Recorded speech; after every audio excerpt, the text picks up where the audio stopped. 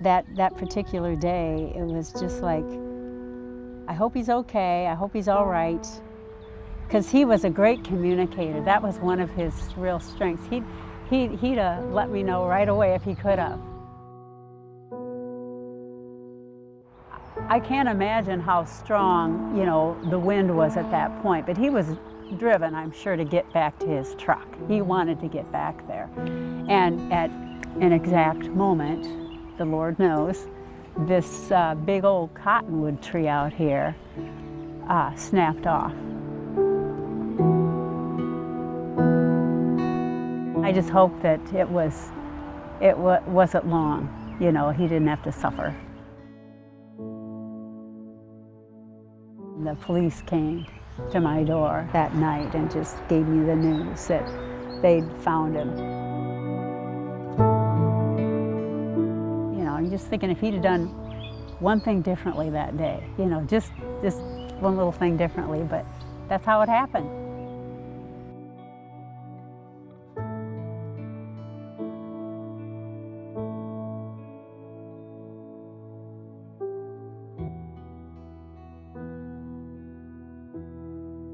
The apartment buildings that we saw over on that side of town really just looked like they had fallen apart for the most part.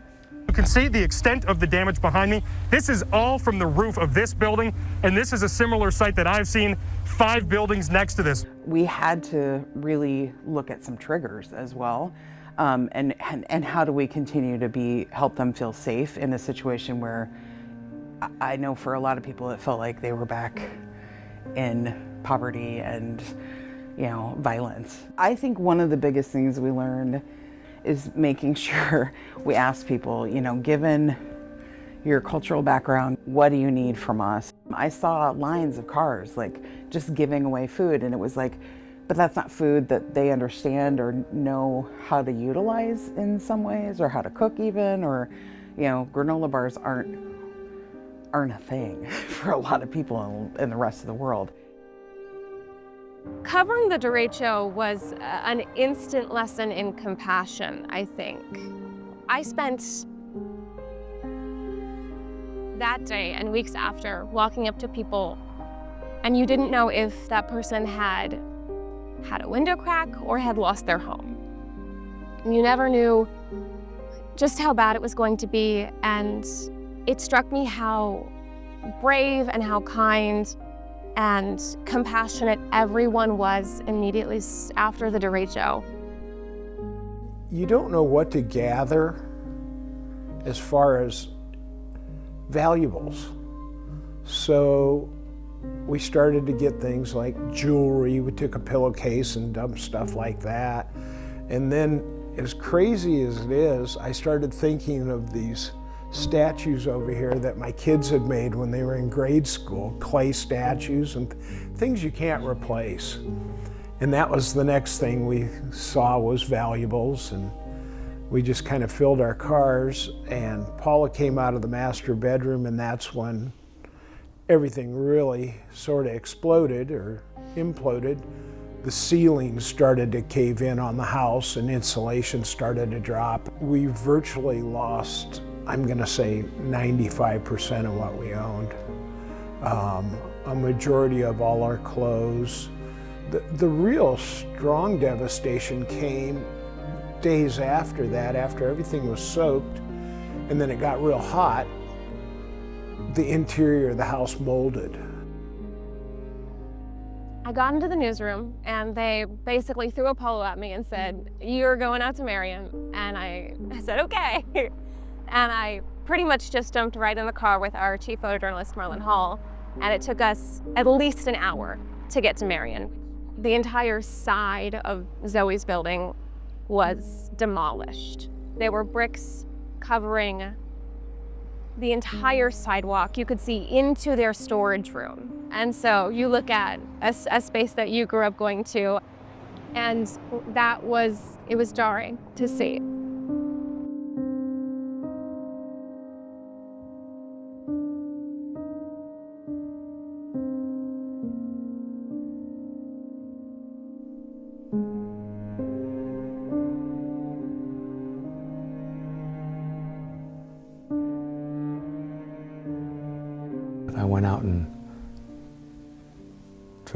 drove down every alleyway in southeast Cedar Rapids trying to get home, and it was blocked everywhere. So I just parked my car and started walking home, and it took me 2 hours to get home.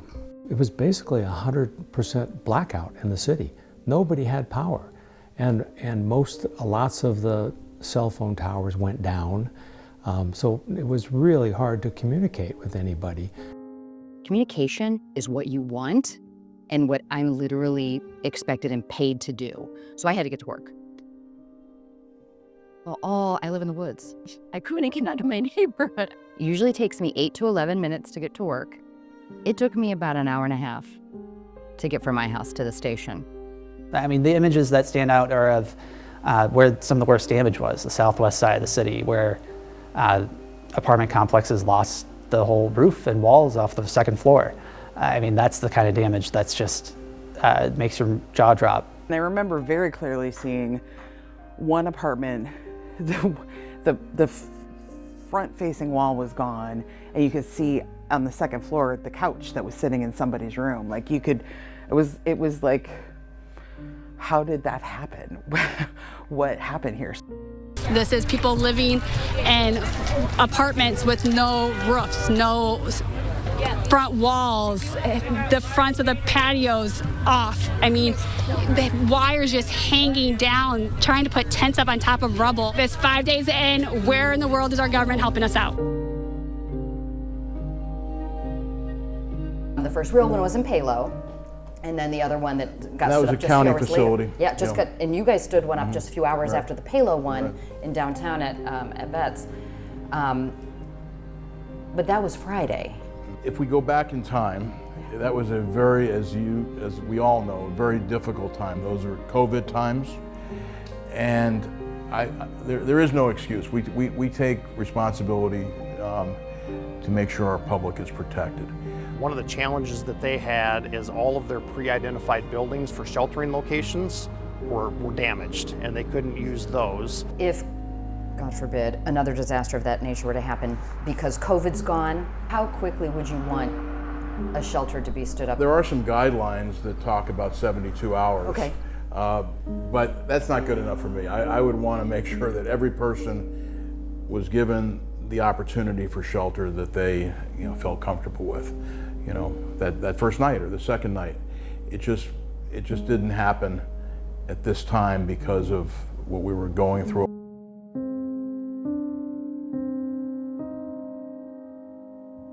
Well, there was no electricity. We didn't realize how widespread no electricity was. We had zero electricity from a transmission standpoint coming into the city of Cedar Rapids. It was a really eerie feeling driving home that night when there were no lights on in the city. I have never experienced that in my 20+ years at Alliant Energy. It felt like it went back to the days before the conveniences of phones, electricity, TV, things like that. And it was a really nice spirit. Everybody's outside talking in the evening and enjoying company. I just saw that over and over and over again. People just saying, we have free time, we can't work, there's no power, so how do I go out into the community and help my neighbors in my community? 6 million feet of wire were put into the ground or overhead to restore service to customers. To put that into perspective, that's Cedar Rapids to Walt Disney World. So 6 million feet of wire is a significant amount of wire. We also replaced 3,600 poles. We approximated about 10 months of work was done in that 2-week restoration event. This must be what it feels like when the place that you know so well is destroyed. And imagine we didn't have power. We didn't know when that was going to come back. We didn't know where were we going to get a hot meal? Where were we going to? And I kept saying to people, often refugees felt that already, right? COVID had just kind of become, a couple months prior to that, a real pandemic for the United States. And we had line workers that were coming from the East Coast because they were at another storm. As they were coming across the states to help serve us, we really had to think about what additional measures do we need to put into place to make sure that our essential workers were kept healthy and safe throughout that event. We restored power as quickly and safely as we could. The last customer that was available to take power in the city of Cedar Rapids was 17 days after the derecho hit the state. There was no power or no phones, so I had to get that word. I mean, it was letting my family, well, my kids, letting my kids know. It was just, there was no communication. And I was afraid the story would get out before they even knew that their dad had passed away. I had my side to let them know what had happened. And so I drove over to the cell tower by the corner of 965 and F-120. That's, you know, where I had to go to get reception, to go over there. And the first thing I did was try to call home, but I couldn't. I couldn't get anybody. So I ended up having to call my sister, who lives in Milwaukee. I had to call her, bless her heart, so she could try to call the rest of the family. You know, with the derecho, there was no communication. It was so hard. It was, you know, just, I just prayed, you know, that God would help me get the information to the right people at the right time. They set us up in a hotel over here on the northeast side, and it was difficult finding places for people that had pets. We stayed there for about a month and a half, maybe. It was, yeah. And then they found us a very nice rental house in Marion. We just kind of started to slowly rebuild personally as much as we could. And we were in that house for, golly, almost 9 months, 10 months. Thanksgiving, Christmas, New Year's. And at that point we had decided, are we going to rebuild? So we had contractors and estimators and everybody calling us and insurance folks wanting to know what we wanted to do. And it's very hard to make decisions about, I had a home and now I don't have a home. This was not just Iowa, this was not just Linn County, this was not just Cedar Rapids, this was not just Beth Malicki's house. This affected multiple states, and they matter. I'm looking at, CNN, ABC, Fox News, CBS. I'm like, where are we? Because during the flood of 2008, we led every major network evening newscast. I did fire off a series of tweets that exemplified my frustration with how the rest of the universe thought we just got a little wind and so looked away. And it caught fire.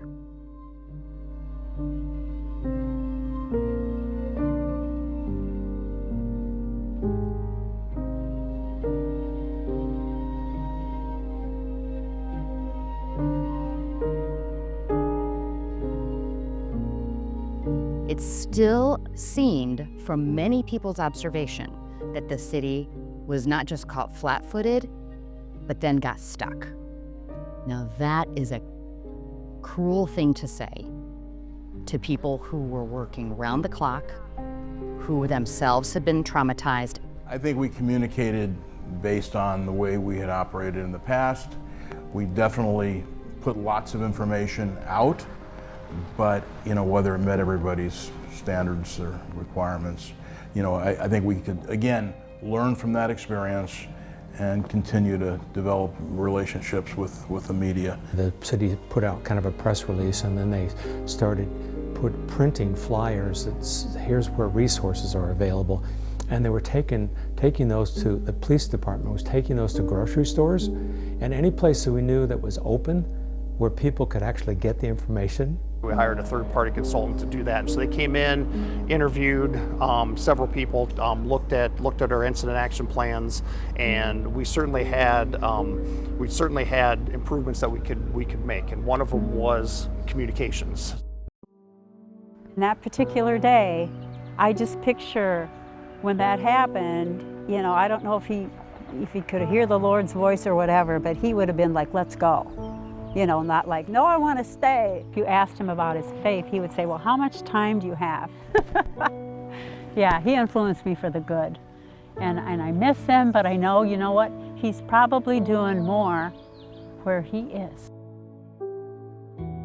My boss said, Mike, did you buy a house? And I said, not yet, we're still trying, you know. And he goes, you need to look at this gentleman's house. He said it was in Toddville, and I said, all right, well, we'll check it out.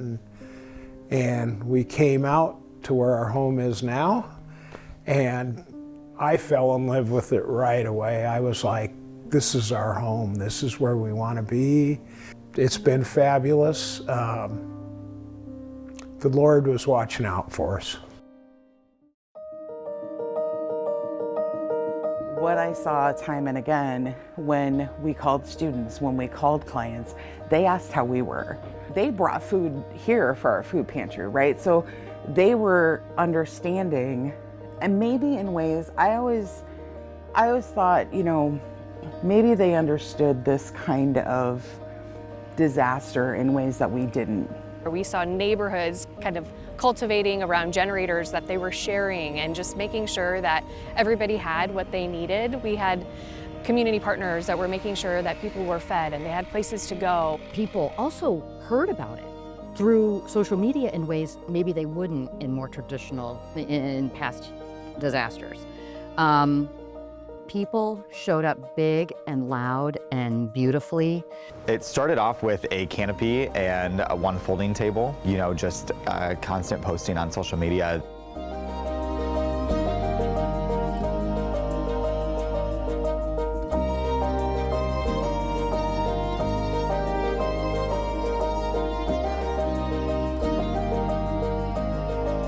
I had just got my order in that Monday, a few hours before the storm, and I knew it probably would go bad if I didn't use it.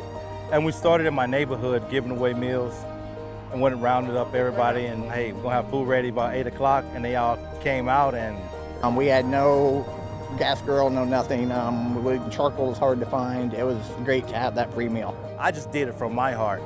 And, you know, people came up telling us what a blessing we are for just even thinking about wanting to help someone and doing it on your own dime at first. I think one of the things you can say about Cedar Rapids and Eastern Iowans in general is that they come together when things go wrong. And we saw that again in 2020. Everybody came to our side. We had folks feeding us, handing us beverages. There's this iconic picture of a little kid handing a Pepsi to a line worker in a bucket. And it's just one of those things. We saw that appreciation throughout this entire city. Iowa nice. People wanted to help, and they did. We've got to bring back our tree canopy. The city has budgeted $1 million a year for trees, which is very unprecedented. We received significant private support for the replanting of trees. And we then were also very fortunate to receive government support for trees, which is unprecedented.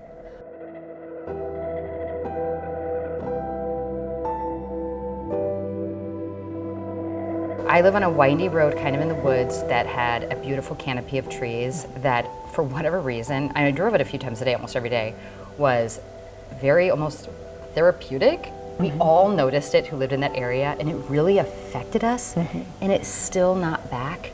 I have to force myself to do, you know, focus on the positive, look at how much new growth there is. I would say we'd be in a far, far better position and we have the tools, but the next disaster, we all hope that we never have another disaster, could be something completely different. They say there's a silver lining. There really was for us. We're blessed with a beautiful home now. We're blessed that we had a great insurance company that really took good care of us. What do you miss the most about Tom? Oh, everything. He was my soulmate. This is 5 years. It's time to tell Tom's story. He was a great, great guy. I was so blessed to be married to him. The world's better because he lived here, and now he's helping us in ways we don't know.